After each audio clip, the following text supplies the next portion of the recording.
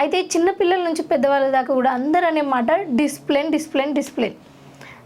Parents దగ్గర నుంచి teacher దాకా, మళ్ళీ ఎవరైనా బయటికి వెళ్తే, మన పిల్లలు ఎవరైనా బయటికి వెళ్తే ఏదైనా చిన్న తప్పు చేసినా సరే మీ ఇంట్లో వాళ్ళు డిసిప్లిన్ నేర్పించలేదా అంటారు.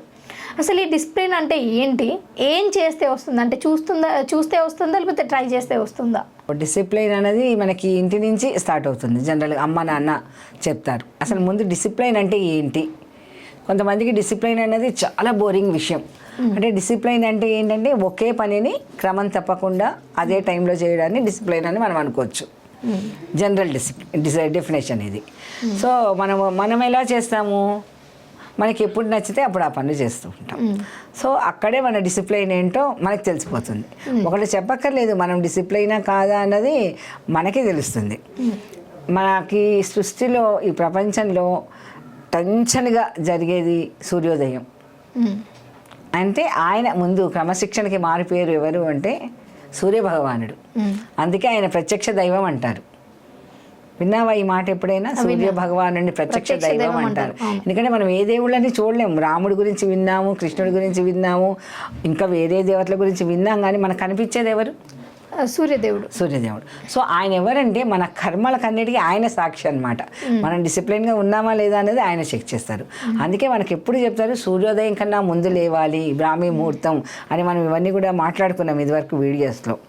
సో ఆ సూర్యుడి నుంచి మనం క్రమశిక్షణ అనేది నేర్చుకోవాలము ముందు. అంటే మనం ఎలా చేయాలంటే ఆయనకంత ముందు లేస్తే మన క్రమశిక్షణ ఉన్నట్టు. లేచి ఏం చెయ్యాలి తర్వాత డిస్కషన్ చేద్దాము, కానీ ముందు లేవడం అన్నదే పెద్ద క్రమశిక్షణ. సమయానికి లేవడం అంటే మరి మనకి ఇచ్చవలసిన టైంలో కాకుండా సూర్యోదయానికన్నా ముందు లేస్తే మనకి చాలా చాలా అద్భుతమైన శక్తులు వస్తాయి. ఫస్ట్ పాయింట్, శక్తి అంటేనే పవర్. అంటే అది ఎవరో రాబరీ చేయడం అవన్నీ కాదు, అంటే ముందు ఉత్సాహం వస్తుంది. ఉత్సాహాన్ని మించిన శక్తి ఏముంది?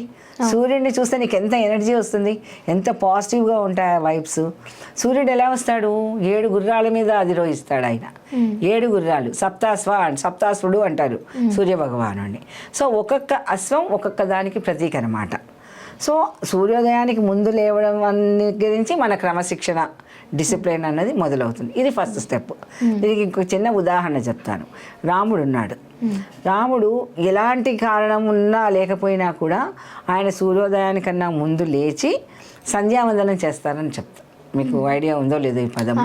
సో సూర్యుడికి వెల్కమ్ చెప్పాలన్నమాట. ఇప్పుడు మన ఇంటికి ఎవరైనా వస్తే మనం వెల్కమ్ చెప్తామా? చెప్పమా? చెప్తాం కదా. సో సూర్యుడు కూడా వస్తున్నాడుగా మన ఇంటికి. సో మనం సూర్యుడికి వచ్చిన తర్వాత లేస్తే నువ్వు ఆయన ఇన్సల్ట్ చేసినట్ట కాదా? అందుకని సూర్యోదయానికన్నా ముందు లేచి ఆయనకి మనం స్వాగతం పలకడాన్నే సంధ్యావందనం అంటారు. అంటే నాయన నీకు నేను స్వాగతం చెప్తున్నాను, ఆయన వల్లే కదా మనందరం ఇంత బాగా ఉన్నాం. ఒక్కరోజు ఎండ లేకపోతే మనం కింద మీద పడిపోతాం. సూర్యభగవానుడు లేదే ఏది జరగదు. సో మనము సూర్యభగవానుడి దగ్గర నుంచి క్రమశిక్షణ ముందు నేర్చుకోవాలి. సో రాముడు ఏం చేసేవారంటే హేమంత ఋతువులు అంటారు. ఇప్పుడు హేమంత ఋతువే నడుస్తుంది. ఈ ఋతువులో ఎలా ఉంటుందంటే చాలా చల్లగా ఉంటుంది, బాగా పడుకోవాలని చెప్పి ప్రతి ఒక్కరికి అనిపిస్తుంది. సో రాముడు పడుకోలే. ఆ చలిలో కూడా నీళ్లు ఐసు ముక్కలు అయిపోతాయి అన్నమాట, మంచుగడ్డలు కట్టేస్తాయి ఈ చలికి. అలాంటి చలికాలంలో కూడా ఆయన సంధ్యావందనం చేసేవారు. సో అది క్రమశిక్షణ అంటే. అంటే చలికాలము ఏ కాలము కాకపోయినా సరే పరిస్థితులు అనుకూలించకపోయినా ఆ టైంకి ఆ పని చేయాలి. అదే క్రమశిక్షణ అంటే. సో ఇప్పుడు సప్తాశ్వ అని చెప్పుకున్నాం కదా, ఈ 7 గుర్రాలు 7 ప్రాపర్టీస్ అంటారు, వాటిని లక్షణాలకు ప్రత్యేక అనమాట. సో ఒక గుర్రం ఏం చేస్తుంటే మై ఫిట్నెస్ అంటారు దాన్ని, అంటే మన ఆరోగ్యం. అలాగే మై లెర్నింగ్ అంటే మనం ప్రతిరోజు ఏదో ఒకటి నేర్చుకోవాలి ఒక కొత్త విషయము. అప్పుడు ఏమవుతుందంటే జీవితం ఉత్సాహంగా ఉంటుంది. ప్రతిదాన్ని మనం డబ్బుతో కొలవకూడదు. ఇది నేర్చుకుంటే నాకేం వస్తుంది, నాకు ఉద్యోగం వస్తుందా, ఇలా కాదు. లెర్నింగ్ అంటే మన ఎదుగుదల, మానసిక ఎదుగుదల, మన ఆలోచనలో మార్పు. సో మన లెర్నింగ్స్ ఏంటి అన్నది వస్తుంది. అలాగే మై కెరీర్ అంటారు. అంటే నేను ఈరోజు ఈ వృత్తిలో ఉన్నావు కదా, ఈ వృత్తిలో ఇంకొక అడుగు ముందుకు వెళ్ళడానికి నేను ఎలాంటి కసరత్తు చేస్తున్నాను అన్న దాని మీద కూడా మనం ఫోకస్ చేయాలి. ప్రతిరోజు చేయాలి, ఒకరోజు చేస్తే సరిపోదు. మనం అన్నం ఎలా తింటాం, పుట్టినరోజు నుంచి లాస్ట్ డే వరకు స్కిప్ చేయకుండా, అందులో ఉంది మనకి క్రమశిక్షణ. తినడంలో ఉంది, పడుకోవడంలో ఉంది, కానీ మిగతా అన్ని విషయాల్లో మనకి ఇష్టం వచ్చినప్పుడు చేస్తున్నాం. సో అలా కాకుండా మై కెరీర్ గురించి కూడా ప్రతిరోజు ఒక అప్డేషన్, ఒక కొత్తది, ఒక అలా మన యొక్క ప్రొఫెషన్ని బట్టి మనం అందులో ఎలాంటి స్టెప్స్ తీసుకోవాలి, లేదా అలాంటి ఫీల్డ్లో ఉన్న వాళ్ళతో మనం పరిచయాలు ఎలా పెంచుకోవాలి, వాళ్ళతో ఎలా మాట్లాడాలి, వాళ్ళ అనుభవం నుంచి మనం ఏం నేర్చుకోవాలి అన్నది మై కెరీర్ కిందకు వస్తుంది. అలాగే మై హోమ్ అంటే మన ఇల్లు చాలా ముఖ్యం అన్నిటికన్నా కూడా. ఇంట్లో ప్రశాంతమైన వాతావరణం ఉంటే మనం బయట హ్యాపీగా ఉండగలం. ఇంట్లోనే కొట్టుకోవడం, తిట్టుకోవడము, విసుగులు, చిరాకులు ఉన్నాయనుకో, ఆ ఇంపాక్ట్ మనం చేసే పని మీద కూడా పడుతుంది. సో అది 4వ గుర్రం. 5వ గుర్రం ఏం చెప్తుందంటే మై స్పిరిచువాలిటీ. స్పిరిచువాలిటీ అంటే ఏదో ముక్కు మూసుకుని తపస్సు చేయడం కాదు. దానికి ఒక చాలా స్పిరిచువాలిటీ గురించి చాలా పెద్దగా మాట్లాడాలి మనము. కానీ ఇప్పుడు నేను బేసిక్స్ చెప్తున్నాను. ఏంటంటే కాసేపు మౌనంగా ఉండడం. మౌనంలో మనకు అనేక సమాధానాలు దొరుకుతాయి. మన ఆందోళనలకు కానీ, మన లేకపోతే అర్థం లేని భయాలకి కానీ. అసలు మనం కళ్ళు మూసుకుని ఒక్క క్షణం ఉండగలమా? ఏమైపోతుందో ప్రపంచం, అదే కంగారు, ఏమీ అవ్వదు కానీ మనం అనుకుంటాం అనమాట. సో మన కోసం మనం కాసేపు కళ్ళు మూసుకొని ధ్యానంగా మౌనంగా ఉండాలి. అలాగే పవర్ సర్కిల్ అన్నది చాలా చాలా ఇంపార్టెంట్ అమ్మా లైఫ్లో. సో నువ్వు ఎవరితో ఉంటున్నావు, దట్ మ్యాటర్స్ ఏ లాట్. నీ సర్కిల్ ఎలా ఉంది? ఇప్పుడు చెప్తారు కదా ఒక సామెత, నీ ఫ్రెండ్స్ ఎవరో చెప్పు, నేను నీ గురించి చెప్పేస్తాను అంటారు. సో నీ పవర్ సర్కిల్ ఎలా ఉంది అంటే, కొంతమందితో మాట్లాడితే మనకి చాలా ఉత్సాహం వస్తుంది, ఎనర్జీ వస్తుంది. కొంతమందితో మాట్లాడితే అబ్బా ఎందుకైనా వీళ్ళతో మాట్లాడామా అనిపిస్తుంది.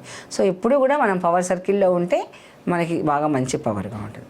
అట్లాగే మై స్పేస్ అంటే నీ కోసం నువ్వు 24 గంటలు కదా ప్రతి మనిషికి. సో 24 గంటల్లో ఒక్క గంట కూడా ఒక అరగంట నీ కోసం నువ్వు గడుపు, నీతో నువ్వు గడుపు. సో అప్పుడు నువ్వు ఎలివేట్ అవుతావు. సో ఇలాంటివన్నీ చెయ్యాలి ప్రతిరోజు. అంటే మనకేం కావాలి? డిసిప్లిన్ ఉండాలి, క్రమశిక్షణ కావాలి. సో ఇవన్నీ మనం మన రోజులో చేస్తున్నామా? మన జీవితం ఎలా ఉంది? ఆఫీసు ఇల్లు, ఆఫీసు ఇల్లు, ఇదే ప్రపంచం. ఇక మిగతాది ఏది మనకి సంబంధం లేదు. నెక్స్ట్ సెల్ ఫోన్ అయిపోయింది. ఇప్పుడు ప్రపంచం అంతా అరిచేతిలోకి వచ్చేసింది.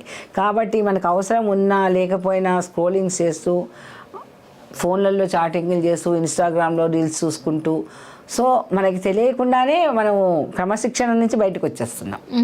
సో అలా కాకుండా నా లైఫ్, నా కోసం, నా జీవితంలో ఉద్యోగం ఒక భాగం, ఇంకా చాలా భాగాలు ఉన్నాయి. నువ్వు ఒక కూతురివి, పెళ్ళైతే ఒక కోడలు అవుతాం, తర్వాత ఒక భార్య అవుతాం, పిల్లలకి తల్లిలు అవుతాం. మరి ఎవరి రోల్స్ వాళ్ళకు ఉంటాయిగా. ఎంతసేపు నేను ఉద్యోగం చేస్తాను ఇంటికి వస్తానంటే కుదురుతుందా? సో మనం చేసే ప్రతి రోల్ని జస్టిఫికేషన్ చెయ్యాలి, చేస్తే అది క్రమశిక్షణ. సో మనం అన్ని రోల్స్ని కరెక్ట్గా చెయ్యాలి అంటే మనకు ఉండాల్సింది క్రమశిక్షణ. సో అది చెప్తే వస్తుందా, చేస్తే వస్తుందా కాదు, చూసి అరే మనకి ఏం కావాలి అన్నది తెలుసుకొని, టైం టేబుల్ అంటారు కదా. సో మనకి స్కూల్ డేస్లో కూడా 7 పీరియడ్స్ ఉండేవి. ఎందుకు? ప్రతి సబ్జెక్ట్కి ఇంతింత టైం అని కదా. అంతేగాని 7 పొద్దున 9 నుంచి 3 వరకు ఒకటే సబ్జెక్ట్ ఎవరు చెప్పరు, బోర్ కొడుతుంది. అలాగే మన జీవితంలో కూడా ఆఫీసు ఇల్లు కాకుండా మనకి సమాజంతో కూడా మంచి పవర్ రిలేషన్స్ ఉండాలి, పవర్ సర్కిల్, సత్సంగం అంటారు. సో ఇవన్నీ మనం అలవాట్లు చేసుకోవాలి. మంచి అలవాట్ల వల్ల మనకి క్రమశిక్షణ ఆటోమేటిక్గా వస్తుంది. ఇప్పుడు పొద్దునే గుడికి వెళ్ళాలి అని నువ్వు అనుకో, ఖచ్చితంగా నీకు ఆటోమేటిక్గా నీకు మెలకువ వస్తుంది. సో ప్రాక్టీస్ ముందు సూర్యోదయం కన్నా ముందు లేస్తే అది చాలా మంచి పద్ధతి. ఆటోమేటిక్గా నీకు అన్ని పనులు అయిపోతాయి. అప్పుడు నీకు టెన్షన్ ఉండదు, ఒత్తిడి ఉండదు. నేను టైంకి వెళ్ళగలనా లేదా, వీటి వల్లే కదా మనం లేటుగా లేవడం వల్లే కదా ఇన్ని సమస్యలు వస్తున్నాయి.